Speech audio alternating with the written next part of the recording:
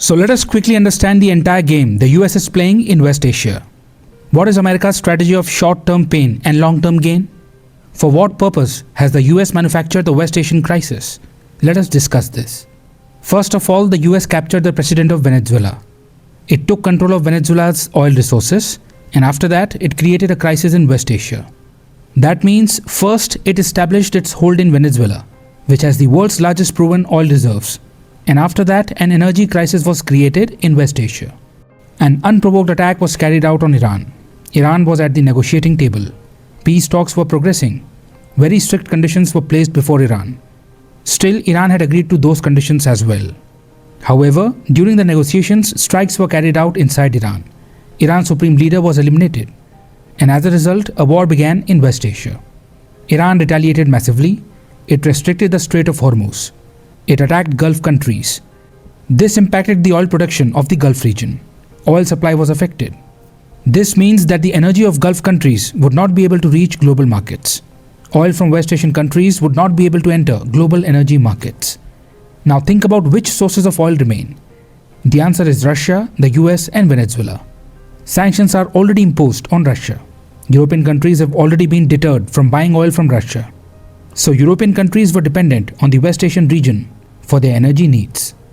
Now when a crisis is created in West Asia and they cannot buy oil from Russia, where will European countries turn for their oil supply? The answer is the US. The entire game revolves around establishing America's energy dominance over the world. Many Asian and European countries used to import energy from the West Asia region.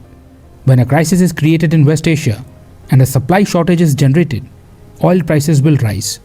Demand will increase significantly.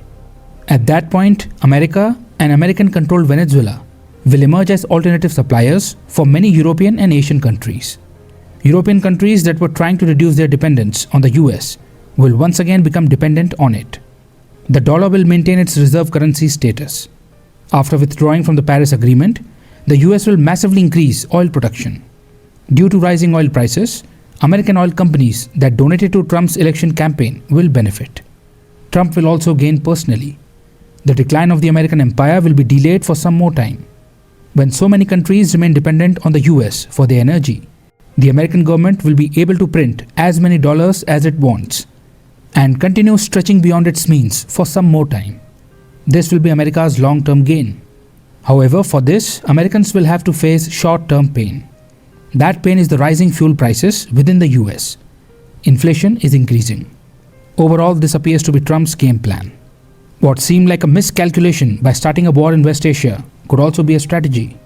It is entirely possible that this is a well-planned operation. Under this, by manufacturing a crisis in West Asia, oil production and supply could be shifted from the West Asia region to the US and American-controlled Venezuela. However, the success of this strategy depends on the war in West Asia dragging on for a long time. The Strait of Hormuz crisis should not be resolved quickly. No deal should be reached between Iran and European countries. The economic pain of countries should increase significantly. After that, they would be forced to turn towards the US. This is the reason why the US has created a crisis in West Asia and is refusing to resolve it. Trump is now saying that he will not intervene.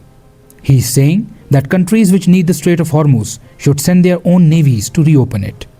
This is the reason why 60 countries have come together without the US. A meeting has been held in the UK. Initially, it has been said that the Strait of Hormuz should be reopened through diplomatic means. There has been talk about respecting freedom of navigation. India is also included among these 60 countries.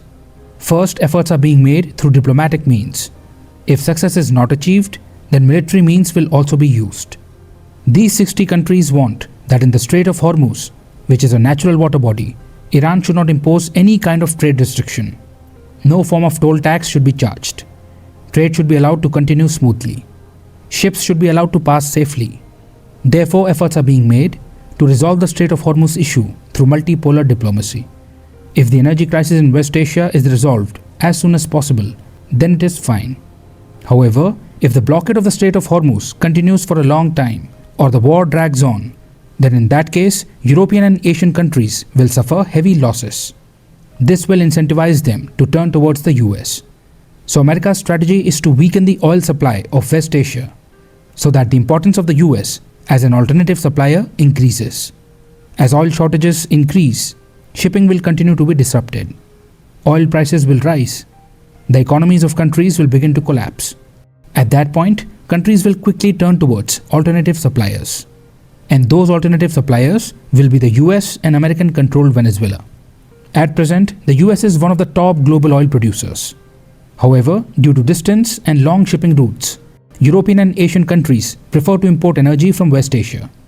According to many geopolitical analysts, the West Asia crisis has been manufactured precisely to change this preference. Conditions are being created in such a way that countries start preferring the US for energy imports. The US emerges as a safe and stable alternative supplier. European and Asian countries become dependent on American energy. America's influence over these countries increases. This is America's plan to establish energy dominance in the world and maintain its hegemony. This is why the US withdrew from the Iran nuclear deal, even when it was functioning well. The US also exited the Paris Climate Agreement. Strikes were carried out on Iran during negotiations. Whenever negotiations begin to move forward, negotiators are attacked and eliminated. Maximum pressure is created on Iran. It is ensured the tensions remain. Because of this, disruption has now been created in the Strait of Hormuz. Perfect conditions for a crisis have been prepared. In the short term, the US will also have to face instability. It will suffer economic and military losses. Its credibility will decline. It will be seen as a destabilizing force. But if the US successfully endures this short-term pain, then it will exploit the manufactured crisis in West Asia to gain economic leverage in the long term. Whenever anything happens anywhere in the world, always observe who ultimately benefits. There is a high chance that the one who benefits is behind what is happening. So if we connect the dots of recent events and analyze who gains geopolitical advantage from the crisis created in West Asia, then we begin to understand why all of this is happening and who is driving it.